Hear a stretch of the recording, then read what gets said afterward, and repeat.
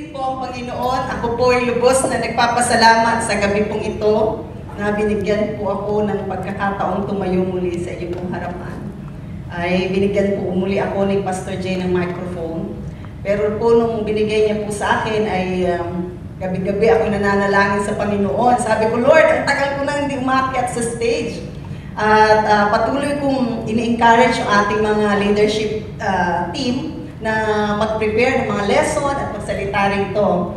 And this is my turn. Sabi nga ng Panginoon sa akin, ay akong bahala, sabihin mo lang ang sasabihin ko. Nung ako po ay nagbabasa ng Mark, yung po ang devotion ko, yung daily devotion ko ay galing po sa Mark ngayon, sinabi ng Diyos sa akin ay, sabihin mo lang yung pinasasabi ko, yun lang, at ang bahala na ang Holy Spirit na magsalita. Ako po ay lubos na nagpapasalamat. Isa po sa akin pong kinatutuwa, naiiyak po ako sa tuwa at sa ligaya sa Panginoon sapagkat lumalakad na ako sa Panginoon for so many years, 3 dekada na po, 3 decades na po, alam niyo na yun, how many years na po, na kasama ang Panginoon. At nakita ko po ang kabutihan ng Diyos na mula ako magsimula sa Panginoon. Ako po ay estudyante na nagkatrabaho. Lumaki ang sahod, lumaki hanggang lumaki. Ibig ko sabihin, nagsimula siya sa mga hundreds pesos nung araw, hundreds lang naman ang mga sahod, naging thousands. Ngayon po, dolyar na. At isa po sa mga nagpapasalamat ako sa Panginoon ay yung pong, nung pong mga 1990s, ay meron pong mga prophecy. Nagkaroon po ng mga prophecy nung araw sa ating pong bansa. Nasabi po na nag-prophecy nung araw ay ang bansang Pilipinas will be a country, a nation sending, missionary sending nation. Sabi po ganun, Philippines will be a missionary sending nation. That was 1991, 1992. Umattend po ako sa Las Piñas at isa po yun sa mga prophecy. Isa po sa mga nag-prophecy noon ay si Cindy Jacobs. Yan, mabuti si Pastor na alala niya.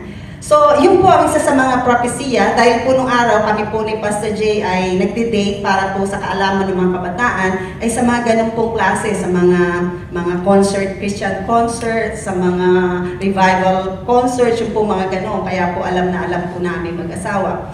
So, nung pong panahon na yun, hindi ko po alam na isa ako dun. Sabi ko, okay, ito pala ay mangyayari sa Pilipinas, na magkakaroon ng mga tao, mga Filipino na padadala sa iba't ibang bansa, which nangyari po ngayon, di ba? Sa halos buong mundo, kahit sa ampatke ng bansa ng mundo ay merong Filipino, makikita mo may Filipino. So, hindi ko po akalain na isa ako doon sa papadala pala ng Panginoon upang maging misyonaryo sa bansang Singapore. Ngunit, nagpapasalamat po ako. Pasalamatan mo rin ang Panginoon. Ay congratulate mo nga yung katabi mo kasi isa po kayo doon sa mga missionary sending nation. Yung mga walang katabi, humanap ka ng katabi, congratulate mo. Sabihin mo sa katabi mo, congratulations. Kasi kapatid, isa ka doon. Hindi lang po ako na nakatayo rito, ang missionary sending nation, kundi katulad mo at ikaw ay Filipino na pinadala ng Diyos sa bansang Singapore upang magmisyon, upang magbahagi ng salita ng Diyos. Ganun po kabuti ang Panginoon. Akalain mo po, missionary tayo in our own right, in our own way. At yun po ang isang malaking pasasalamat ko, hindi lang po ako, kundi ang pamilya ko, ay ginagamit ng Panginoon. At bawat isa po sa atin, kung makikita nyo lang po ang ating pong leadership team, hindi po nagsasawa na every Sunday, ipanalangin po ang bawat isa na narito. Kaya po sa gabi pong ito, bago po ako magsalita, ay nais ko po lahat tayo ay yumuko, tayo po ay pumikit. At yung po katabi nyo, yung po marami po tayo, habang po kanina kumakanta si Pastor Jay, ay isa po sa niiyak ng puso ko, ay yung mga kasama po natin na hindi na po nagpapatuloy o nangihina na sa paglakad nila sa kasama ang ating Panginoon. Let us all pray. Kayo po ay manalangin, buksan po ang inyong bibig na marinig ng kaaway na tayo mga taga-BKK ay concerned dun sa mga tao na dati nating kasama na hindi na po natin sila nakakasama ngayon. Let us have a silence of prayer right now, and just the presence of the Lord will dwell in every heart, and the Lord will listen to the words that you will utter tonight na tungkol sa ating po mga Panginoon, sa ating po mga kasama dito sa BKK. Hallelujah. Hallelujah. Salamat po, O Diyos, sa iyong pong kasagutan sa aming pong panalangin. Salamat po. Yung pong panalangin ninyo, pag-utter nyo po para po doon sa mga kapatiran po natin na wala na po ngayon, naalala nyo po sila sa gabi, sa private prayer ninyo, sa inyo pong paglalakad, nasa bus kayo, naalala nyo po yung kapatid nyo, may naalala kayong pangalan, utter the prayer for them. Baka po kailangan nila ng panalangin. Hindi lang po baka, sigurado na sila po ay nangangailangan ng panalangin po natin. Yung po mga nawawala, mga nanghihina, hindi na po nakakatulong, hindi na po nakakapagpatuloy sa paglakad po sa Panginoon. Isa pa pong pinasasalamatan po sa Diyos ay yung pong, nung nagpa-practice po sila no, isang gabi sa bahay ay pumunta si Kuya Jerry. Kailan yung Kuya Jerry? Isang gabi, Wednesday, no? Nandun si Kuya Jerry sa bahay. Ay, doon ko po na-realize, nung kumakanta ni si Pastor Jay at saka po si Mariel, nagpe-piano siya, ay, doon po na-realize yung kanta ni Pastor Jay at saka po yung ating topic ngayon, magkatugma. Sabi ko talaga ang Diyos, talagang on perfect timing. Ang title po natin, actually, ito lang po ay continuation ng Engineer ni Pastor Jay, part 1, part 2. Tapos po yung kay Tito Carlos na part 3 about work no po. So ito naman po the outcome of a renewed life part 4. Ito na po yung last. Last ito, Pastor, di ba? So pang-apat na po ito, huli na po ito. Outcome. Ano po ba ang mga outcome? Ano po ba yung mga resulta? Ano po ang mga makikita sa atin bilang mga Kristiyano sa ating pong bagong buhay, sa ating pong mga bagong tinatahak ngayon? So ano po ang natin? The outcome of a renewed life, part 4, P4 po, in the arena of our walk. No? Kanina po, walk. No? Napakasarap pong lumakad kasama ng Panginoon. Ilan na po bang taon dito yung mga lumalakad na po ng, meron na po bang 30 years? Taas ang kamay po. 30 years. Okay. Oy, meron na. 20 years. 20. Si Eunice. Bata pa po yan, kaya lang po baby po siya, katulad ni Zach, nasa church na, baby pa po, no? Si Zach no Friday, first VIP ni Zachary. So, yung pong 10 years and below, yun, mga te. Papalakpakan natin ang Diyos sa buhay po ng bawat isa. Hallelujah. Pasalamatan mga kabataan ito, pasalamatan po natin ang Diyos na sila po ay nandito na sa their age, no po, ano mga edad. Si GL ay 9 years old na si GL, andito na siya, kasama na natin, naglilingkod. Lumalakad na siya sa presensya at kalooban ng ating Panginoon. Sabi dito sa Ephesians 4, sisimulan ko po sa Ephesians. Actually po, ito pong arena of life na ito ay sinimulan na po natin sa Ephesians. Ano po. Pero gusto ko po muling mula po sa simula ng Ephesians 4:1. Sabi po rito, walk worthy of the calling with which you were called. Lumakad daw po tayo ayon sa pagtawag sa atin. Ano ba ang pagtawag sa atin? Sabi po dyan, understanding who we are is the foundation of our worthy walk. Yung pagkaalam po natin ng pundasyon, ano ba po pundasyon ng ating pong paglakad kasama ang Panginoon? At sino tayo? Yung pong lagi pong dapat alamin ng isang Kristiyano sa paglakad sa buhay Kristiyano, yung position mo kay Kristo, ano ka ba kay Kristo? Sino ka ba kay Kristo? Yung po ang mahalaga, yung pundasyon. Anong foundation po natin? The basic foundation is this. We don't walk worthy so that God will love us. Ano po ang pundasyon natin? Ang pundasyon natin yung pag-ibig ni Kristo. Hindi po tayo lumalakad dahil lamang gusto natin i-please ang Panginoon sa susunod po. But because He does love us. Sabi po rito, if we don't walk worthy so that God will love us. Para ma-please mo ang Diyos, kaya kalalakad ng maayos sa harapan ng Panginoon. Hindi po. Ang dahilan po ng ating pong paglakad para po sa Panginoon, kasama po ang Panginoon o para sa Panginoon, ay dahil mahal tayo ng ating pong Panginoon o mahal natin ang Diyos, vice versa. It is motivated out of gratitude, not out of a desire to earn merit. Diba po? Lumalakad po tayo ayon po sa kalooban ng Panginoon, ayon po sa nais ng Diyos, dahil mahal tayo ng Panginoon at yun po ang ating pong laging tinitingnan, yung pagmamahal ni Kristo. Siya po yung namatay sa krus ng Kalbaryo para po sa atin. Dahil mahal na mahal ako ni Kristo, kaya kong lumakad kasama po ni Kristo Jesus. Side by side. Sabi niya, hold my hand, Lord. Hawak tayo ng Panginoon habang tayo ay naglalakad. Di pa ba, napakaganda pong tignan? Yung pong mag-asawa, pag naghahawak ng kamay, kahit pong matanda na, napakagandang tignan. Lalo na po sa atin, spiritually speaking, hawak po tayo ng Diyos habang tayo ay naglalakad. Habang po natin tinataha yung buhay dito sa mundong ito. Kasi po, kung walang ang Panginoon sa mundong po ito, napakahirap po. Napakahirap lumakad.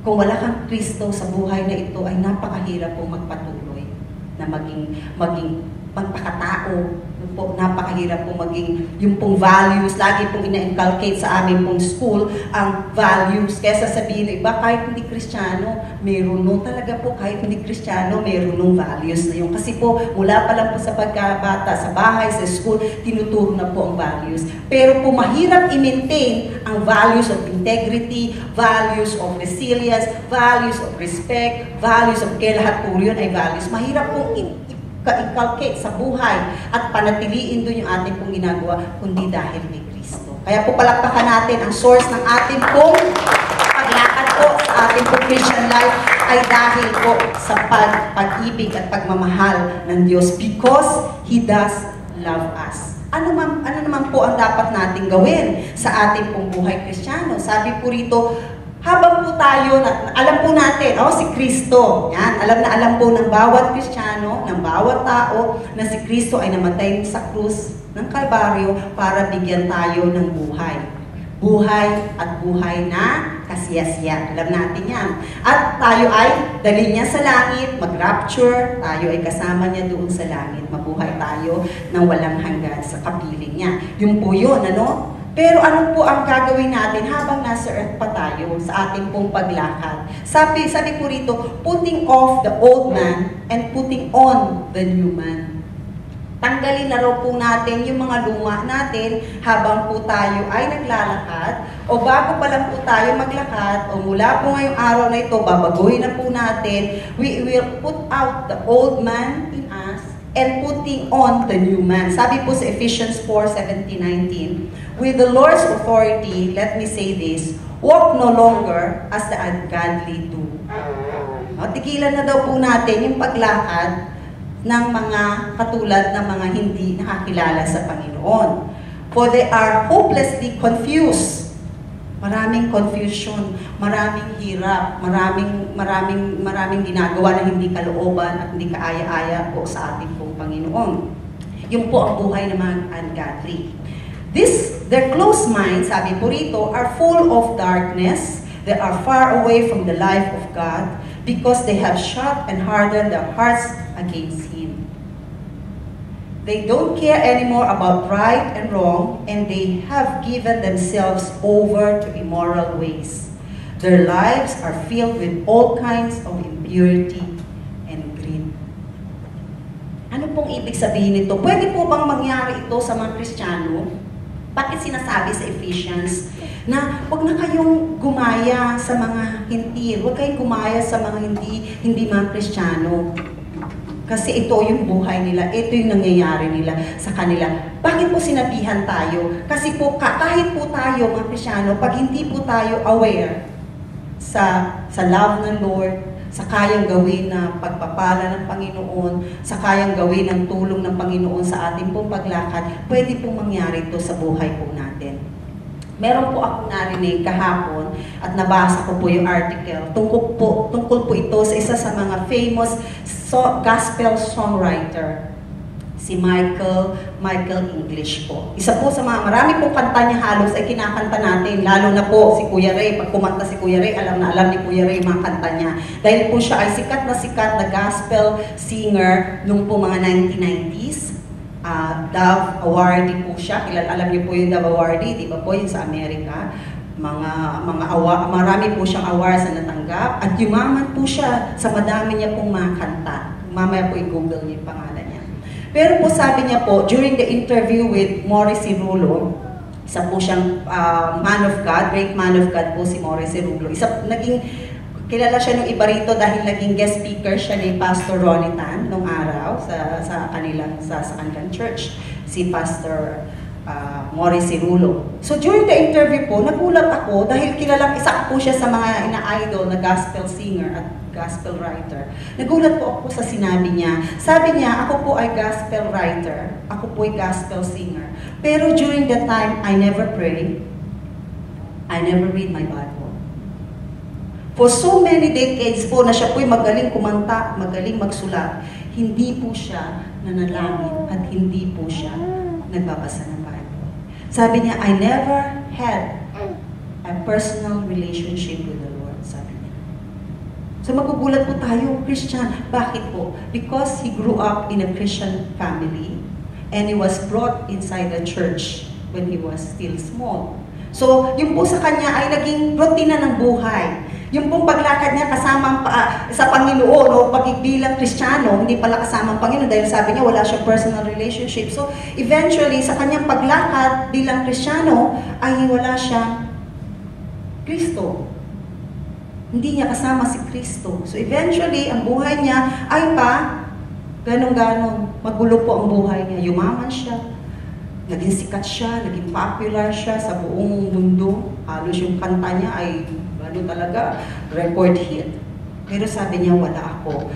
One day, sabi niya, nangusap na ang Diyos sa akin totally. Sabi niya, nagkaroon siya ng affair sa mga kasama niya mismo sa simbahan. At doon nag-end, pinahiya siya ng Panginoon sa maraming mga tao. Na-publish at nalaman ng maraming tao ang naging buhay niya. So doon siya nagka-turn around ng buhay niya. Siya ay nanirahan sa kalye. Wala na siyang pagkain, tinuli niya yung mga awards niya, tinigil niya ang pag-awit at pagkanta niya. Pretending to be Christian, but inside his heart, he was not a Christian. So yun po ang sinasabi niya nung nagte-testify siya. Eventually po, ni-restore ulit siya ng Panginoon. Humingi siya ng tawad at in-accept niya si Jesus Christ bilang Panginoon niya, tagapagligtas. And this was only 2001. Na nangyari po na nagkaroon siya ng personal encounter sa Panginoon. Bakit ko po ito sinasabi? Ibig sabihin po, bilang Kristiyano, kailangan po yung personal encounter sa Panginoon.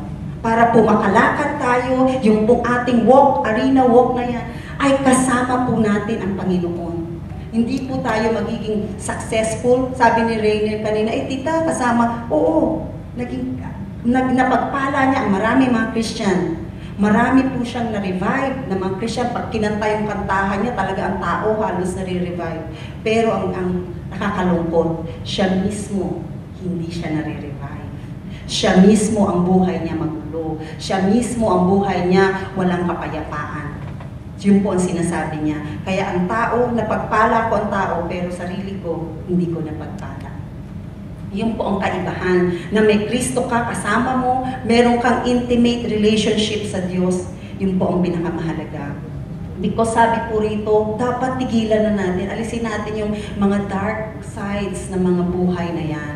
Alisin natin yung mga dark, yung mamaya po pag-aaralan natin in details, ano ito mga nakakahinder sa buhay ng Kristiyano para makalakad siya fully with the Lord. No? Marami yan, mamaya makikita po natin. Kaya lang gusto ko muna pong bigyan ng emphasis, ano itong pangyayari ito? Bakit nangyayari sa buhay Kristiyano? Nakaupo sa simbahan, kumakanta, naglilingkod sa Panginoon, kala mo, okay na ako. Pero at the end of the day, talo rin po. Isa po sa mga nabasa ko na ganyan din po ang buhay ay si Elvis Presley. Kilala po natin, yung mga may edad na katulad ko, kilala natin yan. No, si Jerry, hindi daw kilala natin, no? Mga kanta niya, di ba? Yung rock and roll nung araw. Siya po yun. Siya po ay lumaki sa simbahan po. Assemblies of God po siya. Siya po ay singer sa simbahan din po.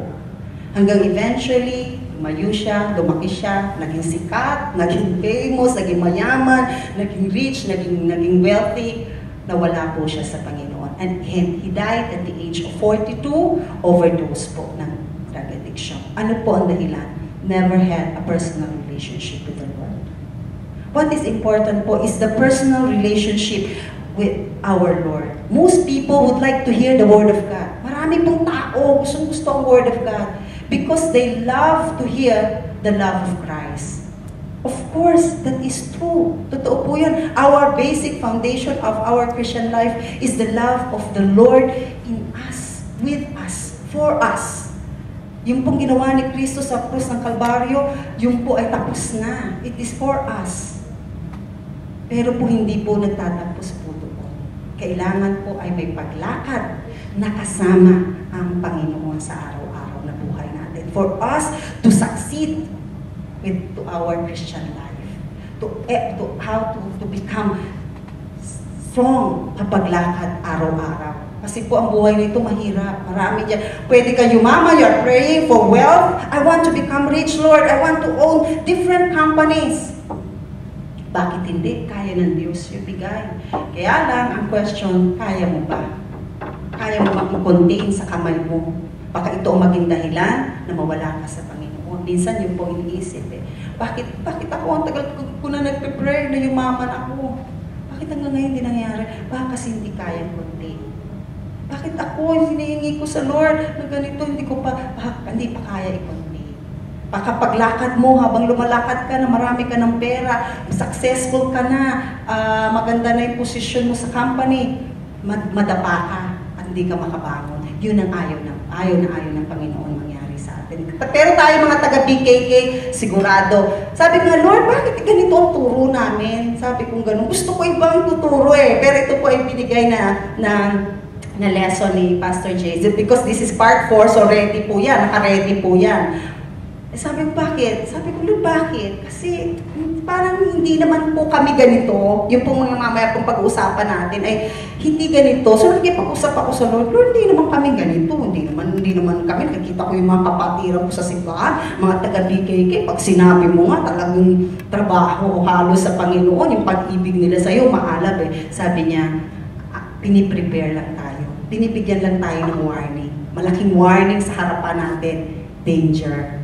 Para pag dumating yan sa inyo, alam nyo na, this is dangerous. So hindi ko pwedeng hawakan, hindi ko pwedeng gawin, hindi ko dapat isipin, hindi ko dapat puntahan. Napakabuti ng Diyos po sa atin, di ba? Palakpakan po natin ang Panginoon. Bless na bless po ang mga taga-BKK. Kasi po lagi tayong binibigyan ng warning. Lagi tayong binibigyan every Sunday. Sabi ko, Lord, gusto ko yung ganitong turo gusto ko ganito i-share Hindi Kasi may warning. Maganda po yung pag may warning. We have the knowledge para po pagdating na araw, we know what to do and how to do it. Tuloy po natin.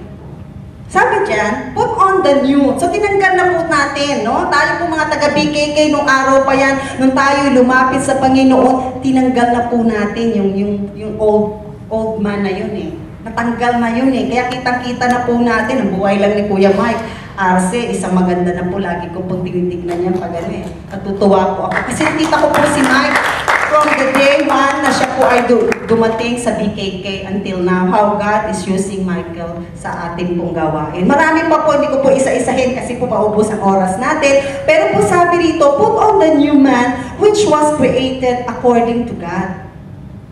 Kita po natin pag-ibig ng Diyos. A new man, bago pong tao, sino pa rin pong nag-create? Created according to God.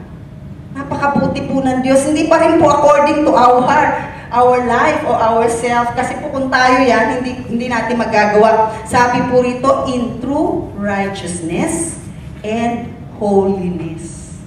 Righteous and holy is the Lord. At yun din po ang gusto ng Diyos na ipasuot po sa atin. Holy and righteous. Yung robe niya of righteousness. Robe of holiness. The royal priesthood, kaya tinawag po tayo. Isusuot po natin yun. At suot-suot na po natin ngayon yun. Kaya tutuloy lang po natin ang pagsuot na yun. The new man is the new creation. Sabi po sa 2 Corinthians 5:17, ano po sabi ron? Yung mga kabataan, alam niya? Sino pong gusto mag-recite? If any man be in Christ, he's a new creation. All things have passed. All things become new.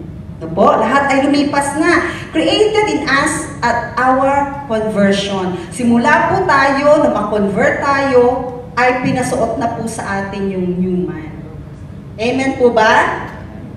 Sige po, sabihin nga amen para marinig ng kaaway na sabihin ng dyablo, ito pong taong ito ay new man na. Sabihin mo nga sa sarili mo, I am a new creation. I am a new creation. bago na akong nilalang. Bago na ako. Yes, sabihin po natin yan. Kapag po tayo ay medyo naguguluhan, sabihin mo, I am a new creation. All things have passed. Wala na yun.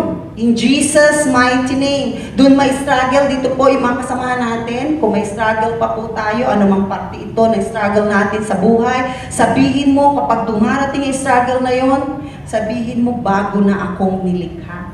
During my conversion, when I accepted Christ as my personal Lord and Savior, when I said, yes, Lord, that new creation has been built in you. Nilagay na yun ng Diyos dyan. Ginawa niya tayo. Ano po sabi dyan? It is the person created according to the image of the Lord Jesus Christ. Amen. Diba po?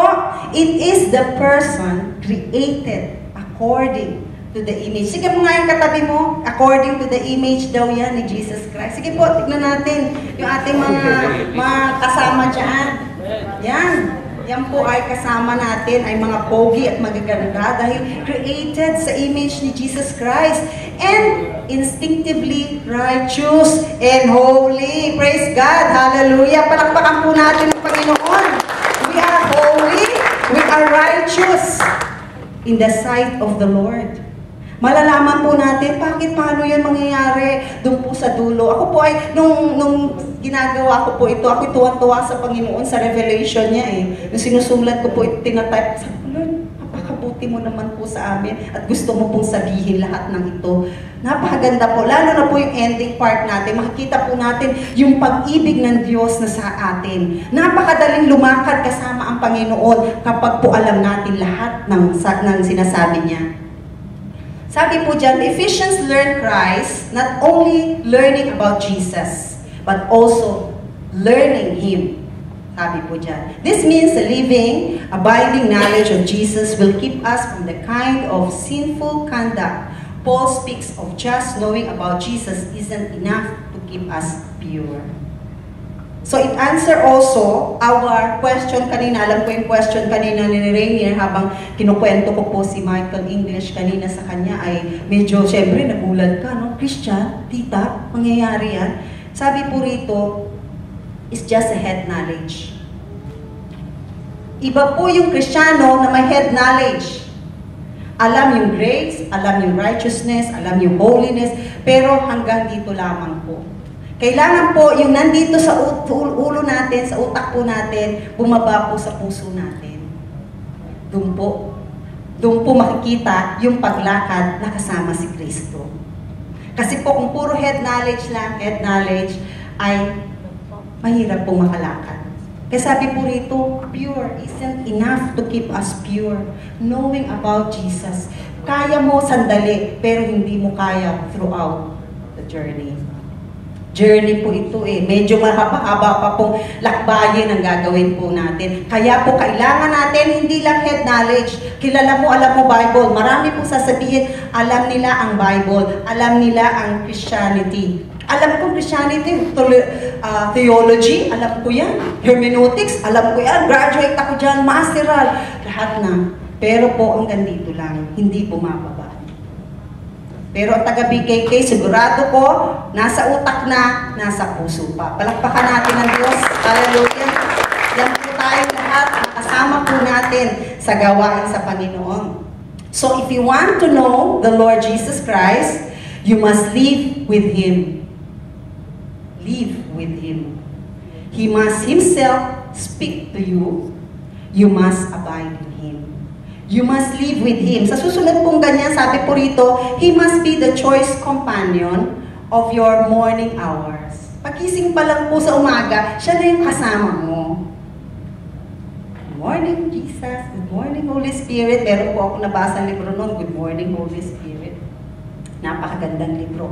He must be with you throughout the day. Naggagawa ka man, nagtutornilyo ka man ng eroplano, nagsusulat ka man, nagtuturo ka man, naghahabol ka ng bata, si Eunice, si Teacher Eunice, naghahabol ng bata para tumahan, ay kasama mo si Jesus. Sabi niya, and with Him, you must also close the night, and as often as you may wake up during the night, You must say, when I wake up, I'm still with you, Jesus. Napakaganda po, no? Morning, pagising pa lamang, si Jesus na yung kasama natin. Throughout the day, pag nagla-lunch ka, nag-breakfast ka, dinner kayo, kasama mo yung asawa mo, siya pa rin yung pinag-uusapan ninyo. Habang nasa bus ka, nasa taxi ka, MRT, siya pa rin yung binabasa mo. Eh, paano po tita, wala nang buhay? Hindi na po pwedeng mag-Candy Crush? Hindi na po pwedeng manood ba ng mga funny video? Hindi na po ba? Pwede. Bakit hindi? Basta as long na yung kasama mo ay hindi naman ma-offend. Halimbawa, kasama mo si Jesus, tapos nanonood ka ng mga hindi maganda kay Lord. Siyempre, hindi matutuwa ang Panginoon. Kailangan nakaka-edify pa rin sa Panginoon natin, nakakapagpala sa Panginoon natin. Kaya sinasabi, hindi ka mahihiya. Bakit nakakayabang na maglalaro ka ng Candy Crush, kasama mo ang Lord? Wala namang masama doon eh. Nagbabasa ka ng newspaper, wala namang masama doon because we need to enhance also our knowledge, di ba? Sa mga nangyayari sa atin, current events dito. We need to. Pagpakausap mo yung boss, bawal na ba yun? Kasi si Jesus, hindi naman ganun po. Ang sinasabi po rito, you must talk with Him, you must ask Him, Lord, anong gusto mo? Anong dapat mong gawin? Sa boss ko, ito pinagagawa niya, hindi ko alam, wala akong knowledge. Ano po sasabihin ko? Ano po ang gagawin ko? No? So, you must live with Him. Yun po yun. How about naman, He must Himself speak to you. Paano po nagsasalita ang Diyos? Sometimes, it's through audible voices. Sino po yung naka-experience na rito? May audible voices. Naririnig mo talaga. Minsan po nangyayari yun sa atin. Especially pag nagpe-pray po tayo sa ating pong personal room, no po? Habang tayo nag-iisa, ay pwede na po yun. Minsan maririnig natin. Hingin natin sa Panginoon, Lord, gusto ko marinig yung audible. Minsan nagpa-prompt sa'yo, yung instinct mo, yung small voice within you, that is the voice of the Lord telling you what to do and what not to do. Yung po yun. Ano pa po? Word of God. Number one is Word of God. Katulad ko po, sinasabi ko sa inyo, the Lord just spoke to me. Eventually, ilang beses ko na pong nabasa yung Mark 4, pero po nung mabasa ko po yun doon, sabi ko talagang Panginoon, nagsasalita na. When the Lord spoke to me, sabi niya, basta sabihin mo kung ano lang pinapasabi ko sa iyo lang. Oo nga, no? Gawin niyo po. Yung daily devotion, napaka-importante po na tayo po ay may daily devotion sa Panginoon. Isa po yun sa foundation ng isa pong matatag na Kristiyano para po makalakad tayo sa katulad po ng paglakad na gusto ni Kristo Jesus sa atin. So, okay na po ito? So, if you want to know the Lord Jesus Christ, you must do this. Tatlo lang po yung pinagagawa ng Panginoon. Napakadali nga eh, di ba? You must live with Him. Ito po yung gawin natin. Morning, magsalita siya sa atin to the Word of God, audible voice, pakikipag-usap, yung ating pong mga sarili. You must abide in Him. Abide. Ano po yung abiding? Di ba? Abiding in the vine, sabing ganoon. Paglago natin bilang Kristiyano, may mga fruits tayo. So, the work of the new man. Ano po ito? Let no corrupt word proceed out of your mouth, sabing gano'n. But what is good for necessary edification, that it may impart grace to the hearers. So yung lalabas daw po sa bibig natin, will only edify. Ano po itong edify? Will build the confidence of the person, nakausap natin, makaka-edify, makakapag-strengthen, no? Yung mga magagandang sasabihin mo, uy, ang ganda naman ng hair mo, ang ganda. Ito yung totoo lang po, kasi naman kung buhag-hag yung hair niya, huwag mo sasabihin, ang ganda naman ng hair mo, sisinungaling ka. Sabihin mo, manap ka ng maganda sa kanya, kaysa naman laging pag nakikita mo yung kapwa mo, kapatid mo, o kaopisina mo, kasama mo sa trabaho, lagi na lang ito, ito na naman to. Diba? Christian sa atin, hindi tayo gano'n, di po ba? Tayo bilang Kristiyano, lagi natin nakikita, ang ganda naman ng bago mong damit. Tain po natin yung magaganda na matutuwa naman po yung mga karinig. No? Early in the morning, say good morning, doon po sa bus driver, sa mga taxi driver, yung mga nakakaharap natin, mga kakausap natin, para pag nakita nila, pero dito po, sanay tayo, no? Pag na may nakakasalubong ako every morning sa trabaho lang, parang Parang mundo, pag-ising nila, dala nila, no? Pero wag po tayo maging reason natin, hindi naman sila kumingiti. Pag nag-good morning ako, hindi na naman sumasagot, wag na lang ako mag-good morning. Kahit po hindi sila mag-good morning tayo sa kanila. Kasi po, hindi natin napapansin na nag-create yun na maganda pong damdamin sa kanila. Oh, good morning pala, maganda pala yung araw. Kahit po ba nga, alam niyo naman dito, kahit sa MRT, mga nagmamamadali lalo. Bilang Kristiyano po, gawin po natin yun na daily walk natin, pag may kasama tayo, nakikita natin, would edify, would build up, strengthen po natin yung moral ng mga kabataan natin, no? Hindi po lagi natin scold na ganito, kundi edify po natin yung mga kasama po natin. Especially po, yung kasama po natin sa bahay, kasama po natin dito po sa church. Minsan mabait tayo sa ibang tao no? Pero yung mga kasamahan natin sa ating simbahay, ating simbahan, nami-miss, di ba? Lisa, alam niya yun, mahal ko siya. But we need to say, I love you, thank you, welcome. Di po ba? Nakakatuwa po, lalo po sa mga mami, nakakatuwa. Pag narinig ko yung mga anak ko, I love you, mami, tuwang-tuwa po yung puso ko, halos kompleto na, pwede na ako matulog. Kaya po, i-edify natin, maging practice po ito as we walk with the Lord. This will become a part, naka-built-in na sa ating pong mga Kristiyano na meron tayong mga ganito pong sinasabi para po sa kapwa natin. Grace to the hearer, no? Mahal ka ng Diyos.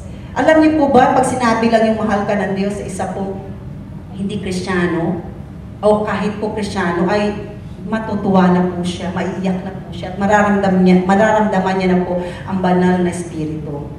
Sabi po rito, and what? Do not grieve the Holy Spirit of God by whom you were sealed for the day of redemption.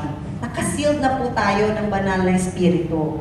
That all bitterness, ito po yung sinasabi ko, wrath, anger, clamor, and evil speaking be put away from us. Sabing gano'n. Hindi ko po gagamitin yung from you kasi po kasama po ako dito From us. With all malice, and be kind to one another, tender-hearted, forgiving one another, just as God in Christ forgave you. Ano po ito? Something to be abandoned. Dapat daw po sa paglakad na natin, tanggalin na natin ito. Hindi na ito dapat kasama natin sa ating pong paglakad. Ano po ito? Bitterness. This word refers to, lagay ko po dyan Tagalog kasi po mas maganda siya. Nagbabagang hinagpis o hinanakit. Sobra, no? Natawa si Karen Smoldering resentment. Sa akin, ano ba smoldering? Pero pag tinagalog nito, nagbabaga. Ibig sabihin, sobrang sama ng loob o hinanakit. Sabi po nung nabasa ko pong article din, sabi niya ganoon, mula raw po pagkabata ay nagkaroon na siya ng bitterness. Kasi dapat siya yung first honor, hindi siya naging first honor, naging second lang siya. Hanggang dumating daw po siya na nakapag lumaki na siya, nagkulehiyo siya, sabi niya, babalikan ko yung school na yan, pagdating ng araw, anuin ko sila, paghihirapin ko sila, gano'n, marami po siyang sinabi. Pero at the end of the day, sabi niya, nagpapasalamat ako at kumilala ako sa Panginoon. Salamat sa mami ko na dinala ako sa church at nakakilala ako sa Panginoon. Wala yung bitterness sa puso ko. Sabi po rito, a grudge-filled attitude, alisin daw po natin ito. Pagtatanim ng sama ng puot, hindi lang sama ng loob pala, yung puot, no? Alam natin sa Tagalog, pag sinabing puot, talagang nagliliyab yun Smoldering is burning. Nag-burn yung sobrang galit. Nagbabaga, yun pala, nagbabaga. Sabi dito, the bitter person will usually be sour and often filled with resentment and spite. It will poison all the relationship we have in our lives. Bitterness comes from a heart that is not right with God. Pero wala na po ba? Wala na sa atin ito. Amen po ba? Amen po ba? Amen. Oh, amen. Patinig natin sa kaaway na wala na tayong bitterness.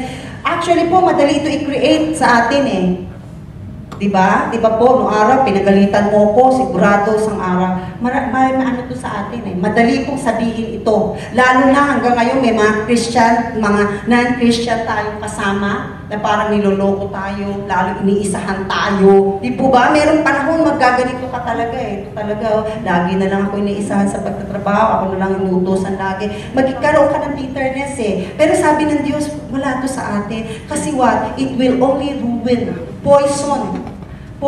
Sisirain ito ang buhay natin, isipan natin. Kasi wala ka na isipin, kundi talaga bukas talaga isahan ko siya. Hindi siya pwede na eh. Talaga hindi ko siya, wala ka na maghapon kundi isipin mo na lang yun. Lalong nasira yung trabaho mo.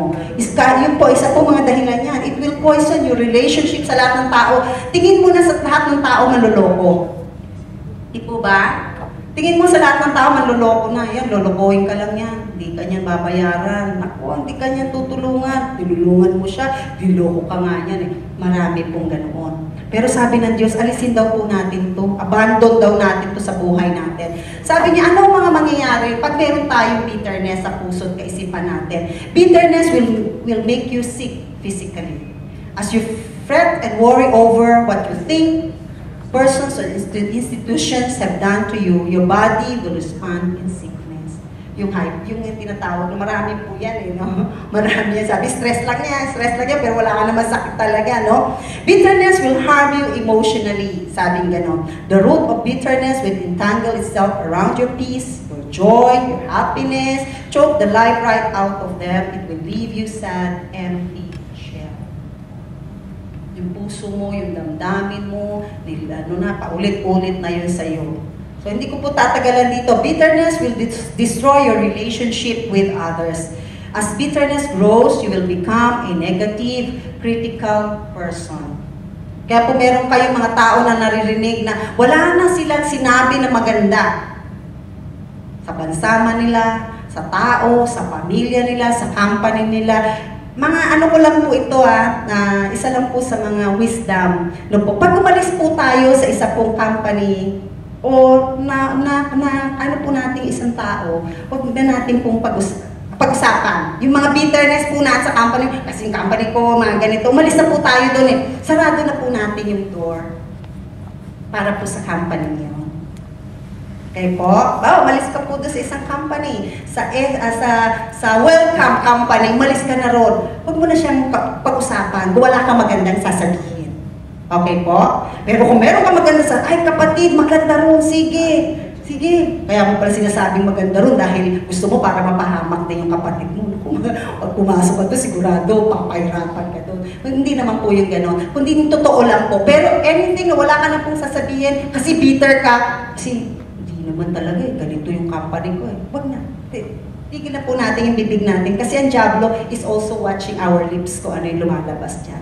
Okay po? Sabi dyan, bitterness will demolish you spiritually as you focus on the person, okay, persons, marami, or institution. Yung po sinasabi ko, yung mga gumawa na sa company mo na hindi maganda sa'yo, yung tao, yung boss mo, sabi dito, will lose your focus on the Lord.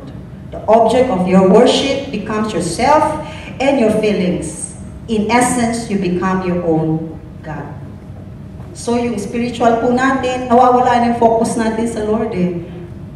May nasabi yung kapatid mo, naging bitter ka na, nainis ka na, napuot ka na sa kanya, hindi lang nagalit ka, talagang puot na. Pag nakikita ko yan, nagbabaga yung loob ko, gusto kong suntukin, mga ganun po. No?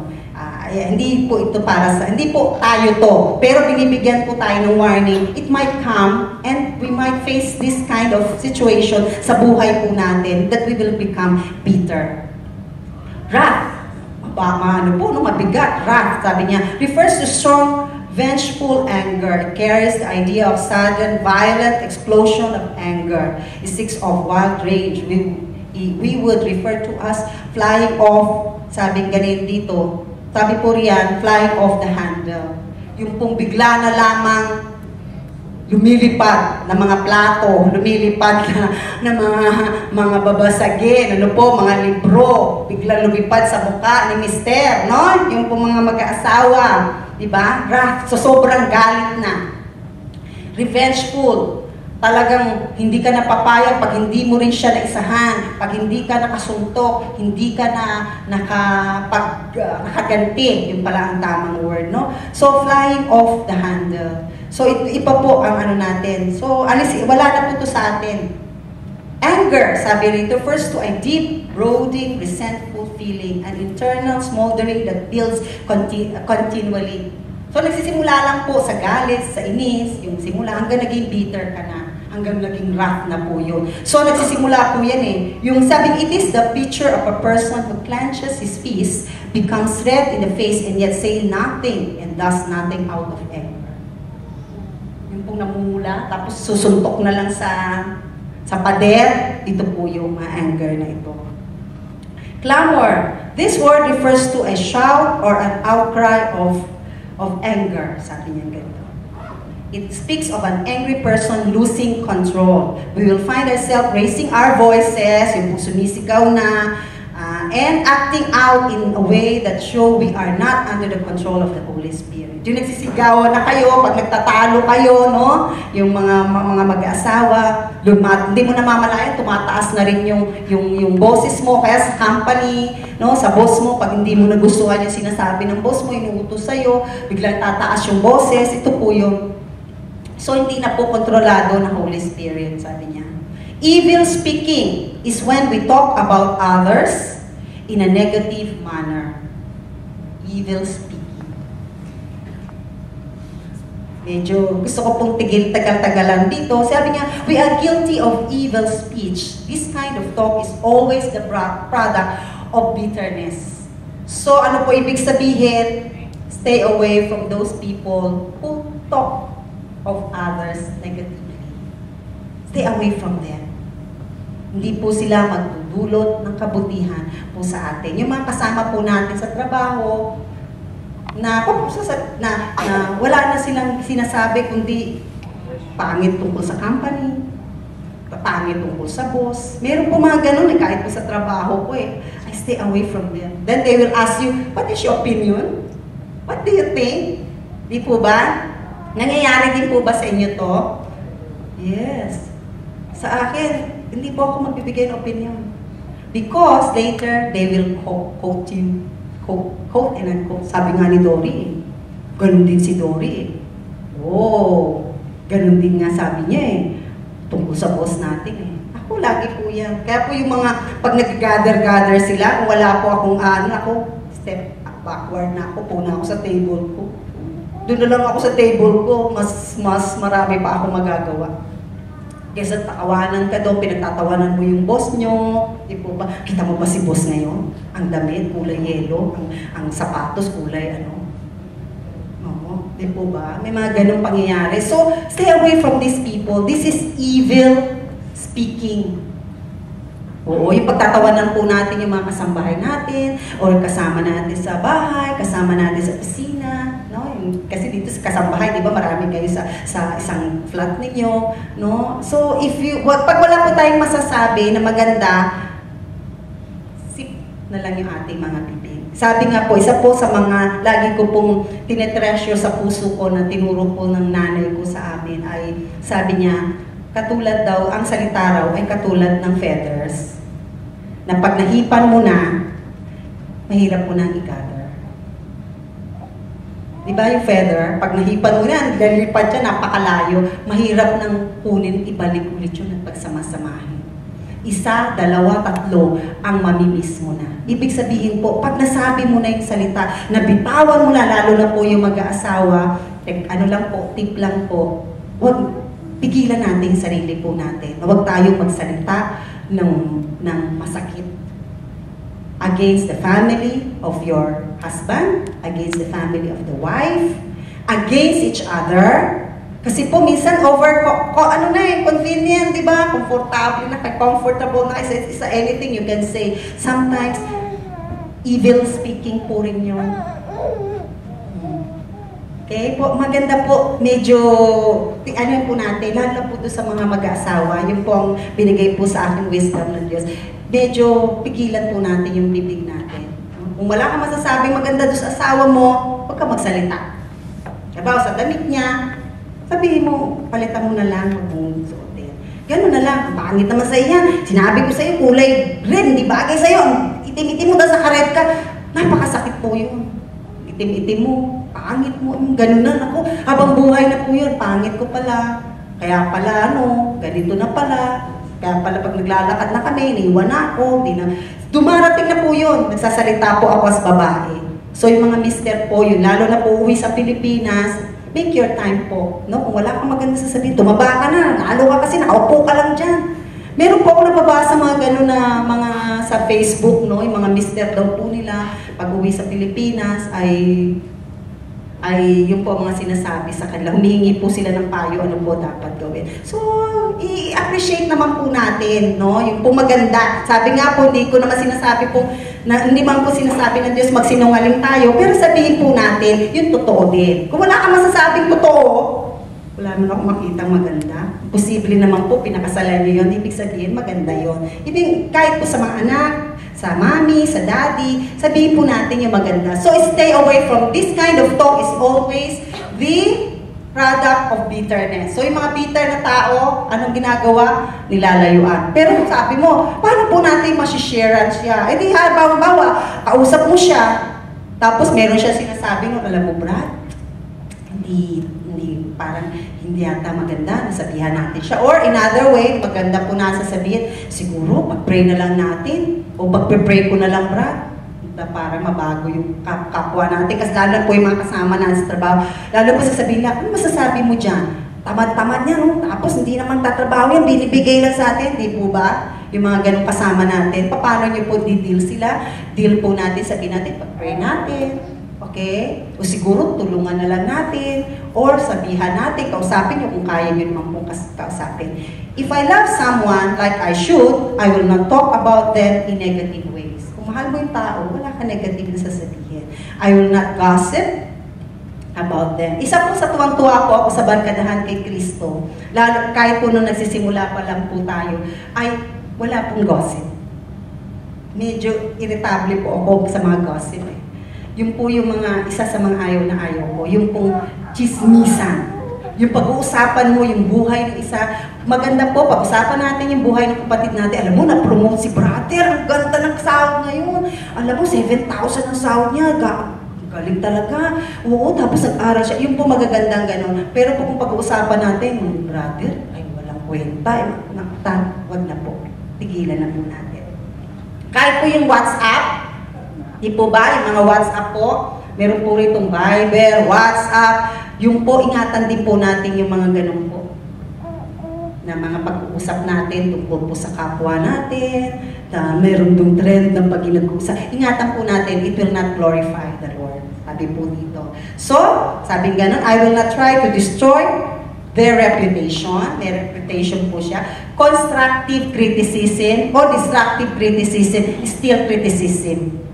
Walang destructive and constructive para po sa akin. Criticism is criticism. Kinikriticize mo pa rin yung tao. Ginagandahan mo pa lamang. Ginagandahan mo. Kahit po sa prayer meeting, ano po, pag po nagpe-prayer meeting po tayo, we don't need to elaborate kung ano po yung nangyayari. Halimbawa po, prayer request ko. Prayer request ko po yung kaibigan ko. Kasi po mag-iwalay na sila eh. Tapos po yung nagbatuhan po. Wag na po. Okay? Basta sabihin natin, pag-pray po natin yung kaibigan ko, si brother, tsaka po si sister, wag nang re-mention yung pangalan, kapo po masyadong mas maselan, ano po, sa prayer meeting. So, yun lang pong kailangan na information para po ipag-pray naman po natin. Kasi po gusto na po nilang medyo po, nagkakaroon sila ng misunderstanding, maghihiwalay. Ganun na lang po. Pero to elaborate kung ano nangyari, nagbatuhan po sila ng isang gabi ng plato, halos po, nga po, hindi ka ako nakatulog magdamag. Hindi na po, kasi po, private na po ng mga tao yan. Okay po ba? Okay po, yung mga wisdom na binibigay sa atin, no? So, sabing ganun, if I love them, I will try to build them up and not tear them down. So sa atin po rin sa BKK, lalo po tayong malalakas because we are here to build each other, not put apart. Hindi po para sirain ang bawat isa. Para po tayo maging confident sa ating po mga buhay. Nalaman ko po at nakikita ko sa mga estudyante ko, bakit po karamihan ng mga kabataan ay magugulo, maluloko, mababa po ang self-moral nila. Pag kinausap mo sila, sasagot sila sa iyo, sisigaw. Sabi ko sa isang estudyante ko, bakit ka sumisigaw? Hindi kita sinisigawan. Oh, teacher, this is my voice already. Sabi ko, bakit? Bahay namin ganito eh. This is my life, what? Sabi sa akin. Ha? Hindi ganun. So, kaya nausap ko siya, naintindihan niya. Hindi pala yun ang tama. Kasi po yun na naging way of life na nila sa bahay. Eh. Sa atin naman po, hindi ganun, di po ba? Kaya, pati po boses, yung pong boses at ano po. So sabing ganun, let us build them up, yung moral ng bawat isa, yung self-confidence ng bawat isa, yung po ang binibuild natin dito sa LT po natin every Sunday, when they speak up in front, binibigyan po natin ng technique, how to speak and how to show the people na yung pong tamang posture at tamang pong pagsasalita. Ito po, malice. This word refers to things that are evil, the desire to cause pain to others. It is an attitude of getting even with someone else for what you think they have done to you. Malice says, you've hurt me, now I will make you pay. Yung ngipin sa ngipin, di po ba? Ito po yun. Yung talagang ginawa mo to sa akin, pay evil to evil. Yung po ang ibig sabihin nito. So, hindi naman natin ito bigyan ng panahon. Ito po ang pinakamaganda. Sabi niya, yung po dapat natin tanggalin sa atin yung bitterness, galit, wrath, evil speaking, malice, clamor. Alisin na po natin yung mga boses, sisigawan, alisin na po natin yan. Sabi dito, anong dapat nating kunin?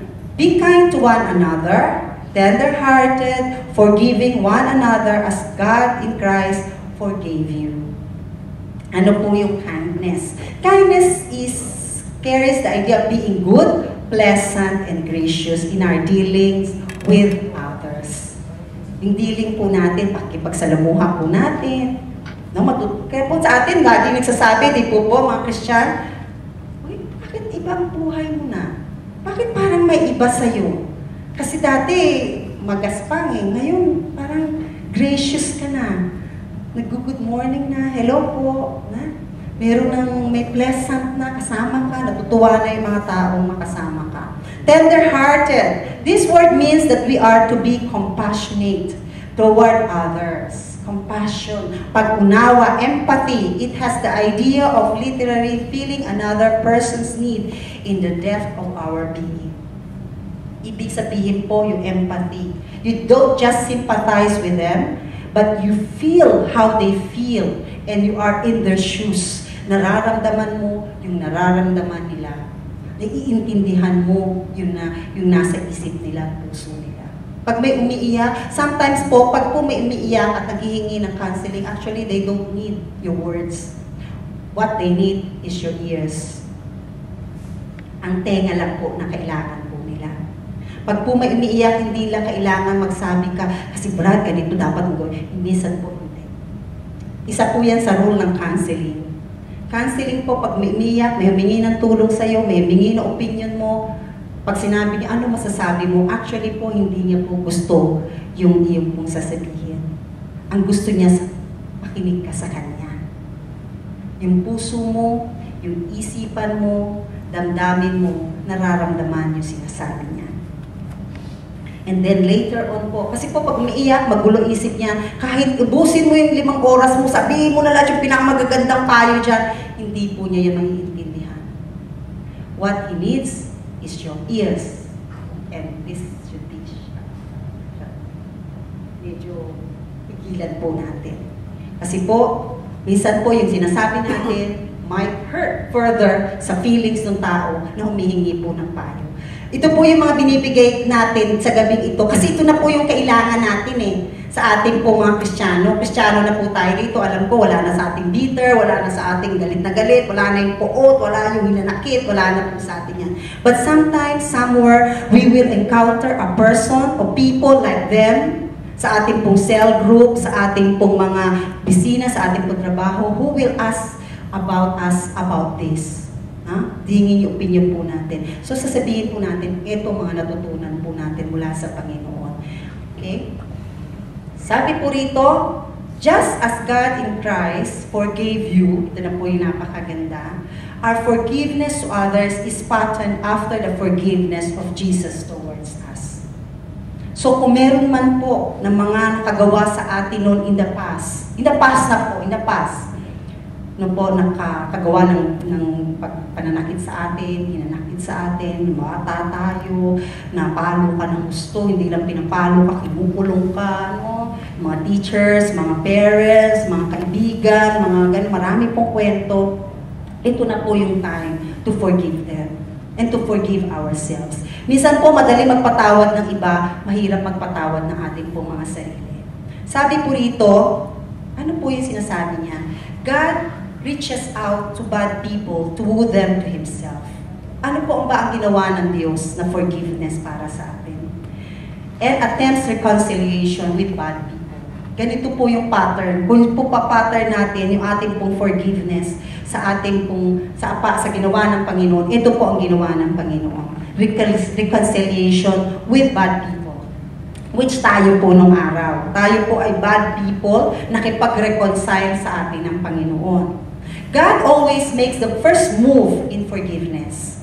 Siya po yung una na gumawa sa krus ng Kalbaryo para po mapatawad tayo. Trying to reconcile even though the guilty party is uninterested in forgiveness.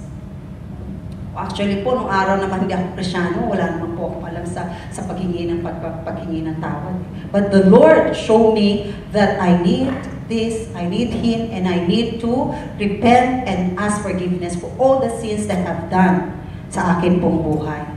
Sabi niya, God forgives our sin knowing that we will sin again. Napakabuti po ng Panginoon, ano? That even though, alam niya na magkakasala ka, often in exactly the same way. Karamitan sa parehas sa sitwasyon, sa parehas sa pangyayari, alam ng Diyos, magkakasala tayo. But God is still ready, na andun na siya, just to wait for you para humingi ng tawad muli sa Panginoon. God's forgiveness is so complete and glorious that He grants adoption to former offenders. God's forgiveness offers complete restoration and honor. So, tayo po nagkasala noon at nagkakasala pa rin ngayon, He is there to restore us and to give us honor. He loves, adopts, honors, and associates those who once wronged Him. Tayo po na nagkasala, minsan ay ganun po ang sinasabi ng ating Panginoon. God puts His trust in us and invites us to work with Him as co-laborers when He forgave us. So sabi po rito, put His trust. So nagtitiwala po ang Panginoon sa atin, kahit po tayo ay makasalanan dati, nagtitiwala ang Diyos sa atin, na ngayon ay binago tayo ng Diyos at tayo ay kasama niya sa presensya niya. God in His forgiveness bore all penalty for the wrong we did against Him. Yung pong forgiveness ng Diyos has borne the penalty. Nasa krus na po yun ng Kalbaryo.